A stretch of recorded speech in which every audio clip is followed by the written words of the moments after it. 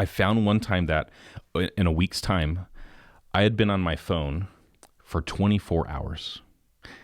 So for an entire week, I spent an entire day over that time, an entire day on my phone like that. That convicted me. It's like, is that really, you want to spend an entire day just doing something? Granted, we do phone calls and emails and all that, but most of that wasn't phone calls and emails. It's social media. It's all that. And so that was a useful tool, was to see that, just to go, man, if I'm spending all my time in that, that means my priority is my phone.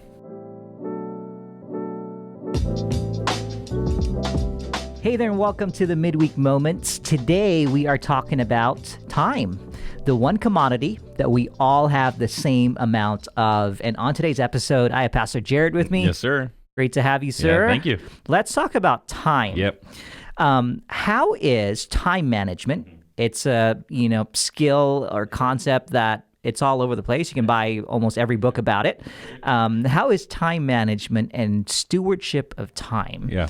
How are they similar and how are they different? Yeah, I think they're definitely so close. Like, they're similar just from managing your schedule, looking at priorities, like what is actually important.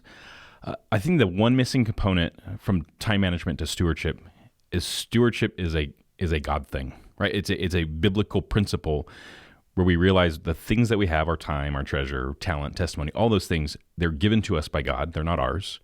And so stewardship is seeing it as, this is God's. How can I use it for Him? Where time management is almost like, how can I use it for me? Like, to help me feel better, which, granted, stewardship of our time does help us physically, emotionally, spiritually. But I think the missing factor of all of it is stewardship is about, it's a kingdom principle that God has given to us. So I think that's the missing component for sure. Yeah, and we kicked off this series on stewardship. By the way, if you haven't checked out part 1 of our series called Beyond, check that out. The link is going to be in the description. But this idea of stewardship, we're all stewards, right? It's a responsibility that God has entrusted us with. So essentially, it's like managing life God's way, if you want to kind of think of it that way. But I love how you kind of couched stewardship in the context of, it's God's purpose for our life. And, it's far beyond just time management. Totally. That was great. I want to read you this quote about time management. Hit me. And just speak to it. Okay. So here's the quote. Wise time management doesn't mean doing more, but doing more of what matters most. Talk about that. For sure. Dude, that's like a rut that I could easily fall into of thinking if I do more good things, then I'm fulfilled. And I guess I have a problem. I don't know if you have the same issue. It's hard for me to say no to people sometimes. I feel like God has given me a gift of serving. And so I want to serve people because you're important, and that person's important, and that person's important. And so I'll say yes to all of those different things because it's important.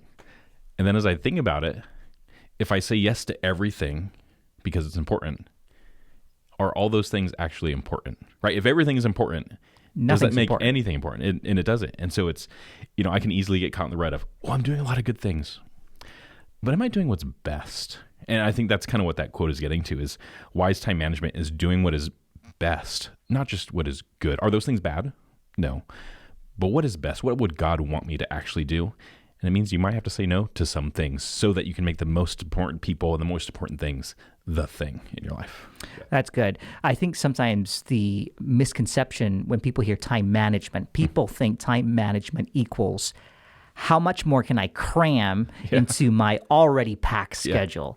And that's not time management. Time management is not necessarily addition, but sometimes it's about subtraction. Right? That's what I'm hearing you say. Yeah, for sure. It's sitting down and like, what do I need to take away and what do I need to add? What is important? And I think sometimes, our problem is not necessarily that we're lacking in commitment.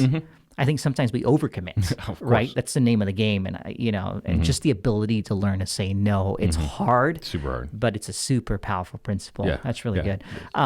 You worked for In-N-Out Burger. I did. Right? Amen. The greatest years of your life. By the way, if you're watching and you don't know what In-N-Out Burger is, it's the greatest burger on planet Earth. Absolutely. It's a West Coast thing. You got to get an In-N-Out Burger when you're in California. Do it. Or actually, when you're on the West Coast now. Yeah, they're into Texas too now, so they're moving. They're getting over there. They're moving. Yeah, they're expanding their little kingdom there. But what I admire most about organizations like In-N-Out is that they don't try to do everything. Mm-hmm. Yeah. They do a few things, and they do a few things very, very well. And I think that's just a great leadership, life principle. Yeah. Any thoughts on that? Yeah. So what you're saying is be like In-N-Out. Be like In-N-Out. Yeah. No. No, I think with that, it comes down to what do you value? I think we miss that sometimes. What are your values? And even Pastor Carter in, our Ocean Beach campus pastor, he had talked about with us is planning your schedule and looking at your life through the lens of your values, not necessarily the to-do lists. That you might be able to do a lot of things great, good. But if it's not aligned with your values, then is it what you should actually be doing? And the values, right? Our values should really drive everything we do. Here at Newbreak, one of our values is give it away. So every decision we make goes through the lens of how can we give it away to other people? It drives everything. And so I think that's so important when we're looking at our time is, does it go through your values? Because even Jesus, he said no to people. I mean, he helped people and they're like, hey, can you stay longer with us? And he's like, I already helped you. God has called me to so much more. And so even though I want to, I have to go somewhere else and serve more people. Yeah. Because he knew his values. And so I think that's part of it is, what are your values ultimately? Mm-hmm. So you have to sit down and figure that out. I love that as a, great principle for time management. We have to schedule our values. Yeah. Right. Yeah. So let's talk a little bit more about scheduling our values. As Christ followers, maybe someone's listening and they're going, hey, that's a great, that's a great tweetable. But what are some values that me as a Christ follower, I should schedule? Yeah. Yeah, for sure. I think for us, I always go back to love God, love others, right? That's the greatest commandment. Love God with all your heart, soul, mind, strength. Like that's the number one.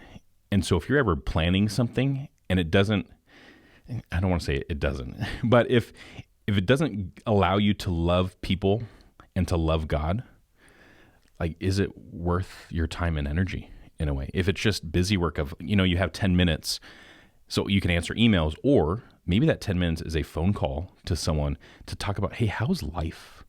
Which one of those is a better option? Yeah. Of course I could do the email, but man, if I get to love people and to love God, make that the priority overall. And so I always go to those, love God, love others in anything you do. And I don't think you can go wrong because that's the greatest commandment for all of us. Yeah. Yeah. No, that's so good.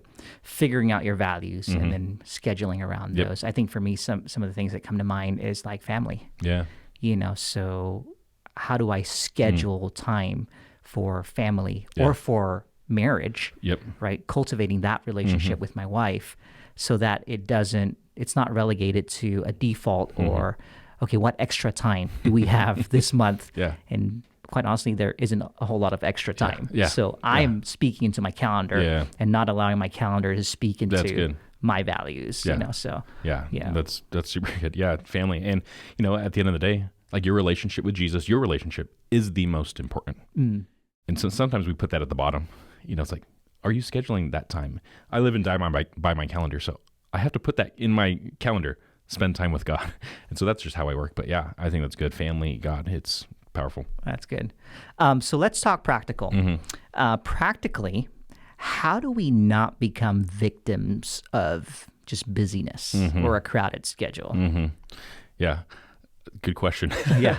No, it takes work. It's going to take intentionality. It's going to require us to fight and to persevere. Hebrews 12 talks about we have to persevere through all of this. And even Philippians is, I want to run toward the goal that God has for us in Christ Jesus.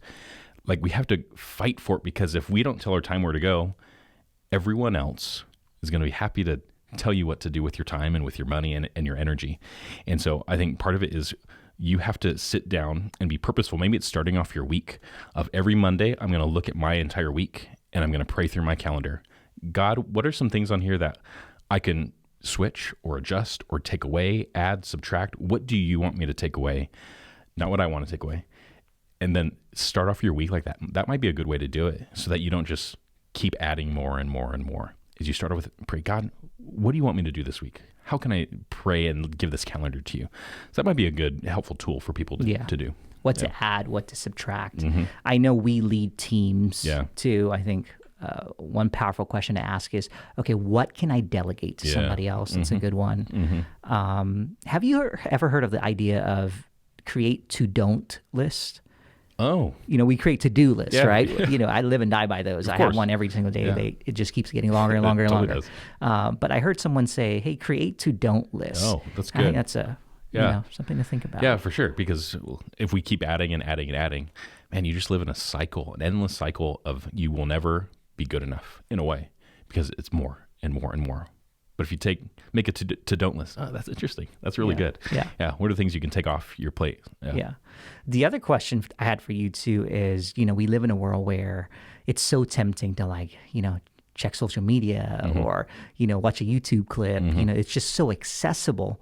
Do you find yourself getting interrupted maybe by those things, or how do you navigate that world? Yeah. One of the things that I did, it was probably a year ago or so. The beauty with our phones is they now have a screen time checker. I don't know if you've ever looked at that. If you ever do, I try not to look at that. It's so humbling. But I found one time that in a week's time, I had been on my phone for 24 hours. So for an entire week, I spent an entire day over that time, an entire day on my phone. Like that convicted me. It's like, is that really, you want to spend an entire day just doing something? Granted, we do phone calls and emails and all that, but most of that wasn't phone calls and emails. Yeah. It's social media. It's all that. And so that was a useful tool, was to see that, just to go, man, if I'm spending all my time in that means my priority is my phone. And I don't want that to be the case. And so, I found myself in that rut, and that was a helpful tool. And I would encourage anyone to do it because it'll show you a lot about yourself and your time. Evaluate your screen time. Oh my goodness. Yeah. I read this thing that was really interesting. The study that they did said every time we're interrupted by, technology, it takes us about 8 minutes to recover from that interruption and to re-engage the activity that we were doing. So when you think about that, it's like, okay, that's a lot. That's a lot of time. Right? Yeah. So last question before we end this episode. What has this pandemic, this 14 months that we've kind of lived through, what has it taught you about time? Yeah. I think as you look at it, it's just that life is short. And none of us know, like if you think of an hourglass or something, like time is ticking and we don't know how much time we have. Not to be morbid or anything, but we don't. And Scripture talks all about that, is time is valuable. And so to make the most of my time with my kids and with my spouse and with my friends and the things that matter most, like that has to be on the forefront. It has to be on the forefront. Or else I will fill all my time with things that, one, I can't bring into eternity with me. I can only bring in the souls and the lives that I affected over time. And so, like, life is short. Make the most of it, right? And so that's, I think, the thing that I've picked up is, how can I be the most for God in the time that I have today? I'm not promised tomorrow, but today I have it. And so do something with it. That's really good. Yeah. That's really good.